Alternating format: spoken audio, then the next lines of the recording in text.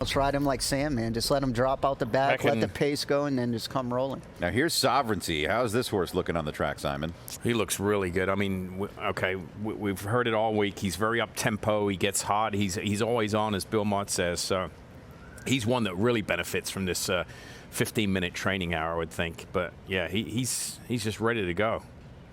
Tremendous. His constitution, he looks a little bit like journalism as far as makeup. I was going to say, even galloping, he kind of reminds me of journalism. Yeah, it's almost like his feet aren't even going in the dirt. He's just absolutely skipping over it. And again, has his ears straight up. He's nice and relaxed. I loved it. I mean, so far, I know we've said it time and time again. I mean, Sovereignty and journalism, they just stand out the most training. Well, here's the thing. These are live odds we're showing you. This is not the morning line. He's 11-1 in the live odds. This doesn't mean much going into the next. We have 4 days until the race. But that's crazy. Or 3 days until the race, I don't think he should be that. But it's interesting. I wonder how the money is going to go. I would presume he would be second choice. We shall see, but he looks like $1 million. And again, he broke his maiden here at Churchill Downs in the street sense in his third start by 5 lengths. So he knows Churchill Downs.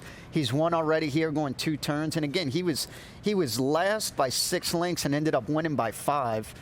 I mean, again, he's definitely not without a shot here. If you superimpose journalism and sovereignty that gallops, the way they move, they're very similar. Okay, this horse, he's a little more aggressive. His head's up, journalism's down. But the way where their legs move and the way they get over the track, very, very similar. Yeah, it's almost like a carbon copy. Yeah, over our shoulder.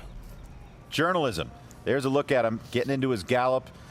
And even something like a routine gallop from this horse, Joe, is eye-catching. I mean, it is. Again, we been talking about his ears straight up, just striding out. I mean, I all week watching him gallop and work, I mean, I just absolutely love this horse.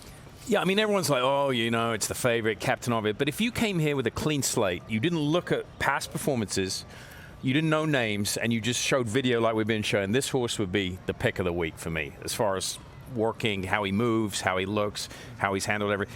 So he's had 2 days since he worked. Only yesterday he jogged, and look how kind he is to the rider. I mean, he's got good energy, but he's not overly aggressive. He's showing excellent energy. His demeanor has impressed me so much. Like, even after all of his works and gallops, when he pulls up, again, you saw in video, there's hundreds and hundreds of people out here.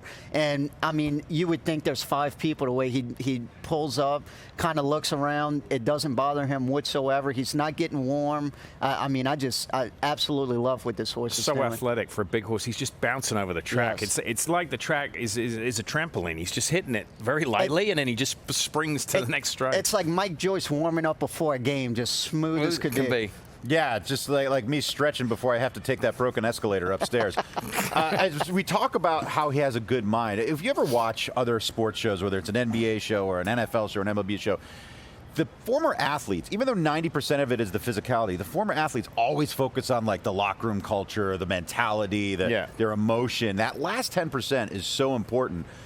And here with the horse, it's the same. That last 10%, that what's in between their ears makes such a difference, Joe. I mean, I feel like there's so many horses that have just natural raw ability, but again, to your point, that 10% mind-wise, they just don't have it to move forward. So you definitely need that. And I mean, look at him galloping right now with his head bowed.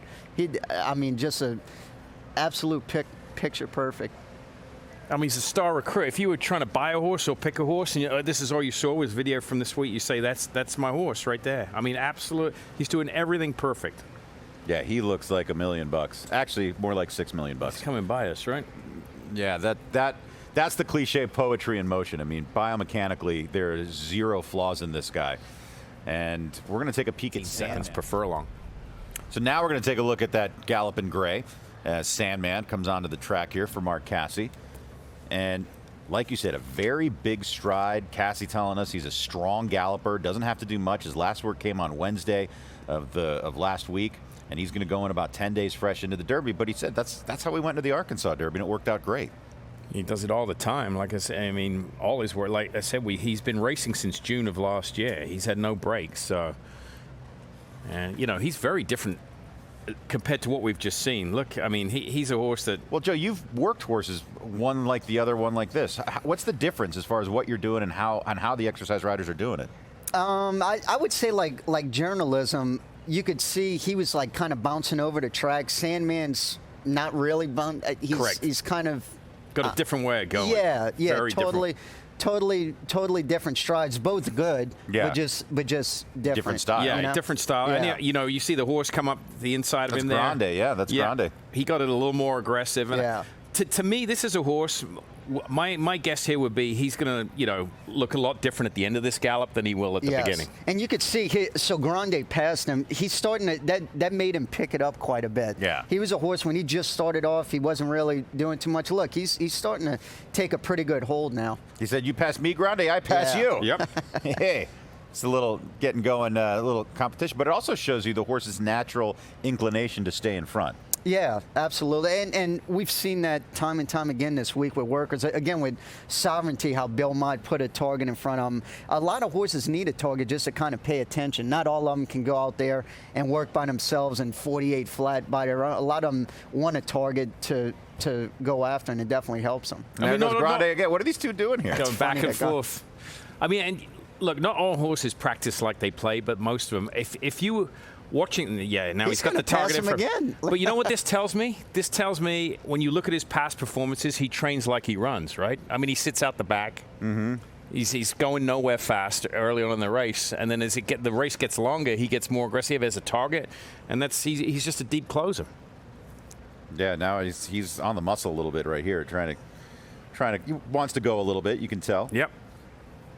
But he's a closer. If he gets a clean trip, he's going to be awfully tough in the late stages of this race. There is some criticism, not criticism, but there is the point that they went so fast in the Arkansas Derby that may have aided him. But it looks like they're going to go just as fast in this year's Kentucky Derby. Yeah, but you're right. I mean, Sandman and Publisher. I mean, I think probably one of the better performers out there with Coal Battle, the third place horse. He was a little closer to the pace that day, right, Joe? Yeah, no, for sure. Yeah, if I was Coal Battle, I would Tom almost... Fletcher's old boss with this Derby charge. Let's take a look at him going out for a gallop today. I think he might be the biggest horse in the field, don't you think, Simon? For sure. I mean, he is just, I can't emphasize how tall he is. And again, Mike Joyce said I could walk under him, so that's truly how tall he is. But you could look at him. Oh, man, he just strides out so much. But again, I just don't know, from a pace standpoint, he won that race in front. I just don't know where he's going to be early. I don't think he's fast enough to go. Exactly. Yeah. I don't think he's quick enough to be in front, but I think he's run his best races when he's in front. So again, I'm not quite sure where that's going to put him early. And that track was quick. I'm not a huge believer in track biases. I have to see it. Like, someone has to show me it like enough times to believe. I need to see like 8 horses go gate to wire, and that was the case of Virginia, where it was speed favoring. And he's so big, and to the untrained eye, you're like, he's big and beautiful. That's not always a great thing with the racehorse. I mean, he was at $750,000. Big is not always better, as because it's hard to maintain soundness. These horses are so heavy. And when you get a big horse like this, it's very hard to keep him sound. But that's not the case here. So, well, he's made of iron, man. This horse is making his 10th start. He started in last July, and he's been racing every month since. Well, look at his workouts too every week. Right. I mean, he's to Simon's point earlier with Sandman. He's run just about every month since July, and Mark Casse works him accordingly every 8 to 10 days. Flip-flop to American Promise, the complete opposite. He's run since July as well, but he's worked really, really fast every week. Yeah, and we touched on that. And Wayne said earlier this week, Mike, he's like, because none of us could believe that he wasn't going to go from the Virginia Derby into the Derby. Just knowing Wayne and his style over there. They thought he was going to run in the Bluegrass. They thought he was going to run in the Lexington. And his answer to that question was, has anyone been at Oaklawn and seen my horse work the last 3 weeks? That's why I didn't run him. Right. Yeah, I mean, he's been training lights out. And I will say, too, in that race in the Virginia Derby, he drew to 1 hole that day. He actually didn't break that well. It took him, he's such a huge horse. Normally, horses like this, it takes him a stride or 2 out the gate, which is typical because they're so big. Again, if he breaks like he did in the Virginia Derby, 100% he's going to get squeezed at the start back. So that's going to be imperative, again, with his style, where he either needs to be in front or up close. He's really going to have to break pretty sharp from the 5 hole. I don't know what to do with this horse. I'm not going to use him because my concern isn't that he didn't race between Colonial and here. My concern is that number was so big for him. and that performance was so big that I'm very dubious he's going to run it back again. That's my concern. I mean, my concern is he's just not good enough. I feel the same. That's my concern. He beat Render Judgment. He's been beaten by Render Judgment. He's finished behind Publisher. He's finished behind Chunk of Gold. He's finished behind Tiztastic. Yeah. I mentioned 6 horses there that are in the field that it wasn't like, he was close to. He was well beaten by him. Now, I understand form reversals. We have horses win at 50-1, but that would be my concern going in on paper. His first start ever on dirt, of course, owned by Major League Baseball World Series champion and former All-Star Jason Worth, who I caught up with yesterday on my Blowing Smoke, which you can catch on our YouTube channel. And we talk about Flying Mohawk for Whit Beckman. And he tells a great story about how Whit Beckman really always had the Derby in mind, even though this horse bred for the turf, Simon, by Caracante, a Breeders' Cup Mile winner. But don't forget, Caracante also threw Sole Volante, who was a very good dirt horse. Yeah. What to make of Flying Mohawk? Well, I think when you handicap the Derby, the first thing you do is you don't pick which horses you like. You toss horses you don't think can win. Yeah, because I think I've said this before. If this was a 1.25 mile race run on a Wednesday afternoon at Santa Anita at Aqueduct, you'd have a totally different view of the way you looked at this race. Absolutely. You could eliminate 10 horses, but we've seen over the years in the Derby that you get big numbers. Now this is a horse who's running for the first time on the dirt in the Kentucky Derby. That to me just seems a monumental task to overcome. I mean, I think that's just a factor that comes into play, and I just think that is a huge disadvantage.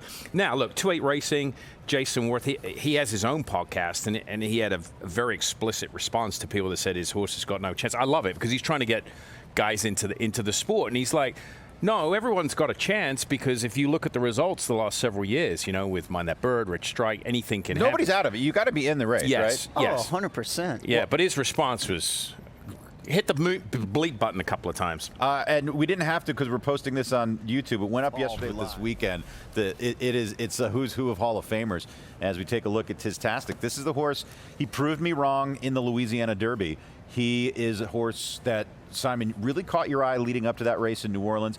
His prep was 1 mile and 3/16. It's the longest prep race. It's the longest prep distance you can go going into the Derby. He looks great. Yeah, I mean, I loved him in the Louisiana Derby. Does that mean I'm going to love him in the Kentucky Derby? No, I still think he has a shot, absolutely, to be a part of it. I think the thing that I liked going into the Derby in the Louisiana Derby was the distance. Joe mentioned that's the longest Kentucky Derby prep in the United States at 1 mile and 3/16. So it's 110 yards shorter than what they're going to be running at today. This horse, as far as preps, has the best one just because of the distance factor. Again, look at him physically. You can see why he wants to run long. He's a very stout, well-made horse, moves beautifully. He's got to improve a little bit, but I'm telling you, Steve Asmussen, 0 for 26 in the Derby. He's got the longest losing streak of any major trainer in the Derby, and he's come so close. He's been second 3 times, third twice. And it's with these types of horses. They come there, they come running from off the pace. And I think, he's definitely got a shot to hit the board again and maybe even win it. Who knows? And that's the thing, too, to Simon's point. I mean, the distance, I don't think is a question mark. It's going to help him more than anything. And one thing of note, too, he's had a couple rough trips, like in the Southwest. It says traffic. I mean, it was more than traffic. I mean, he got completely shut off and still ran a good third.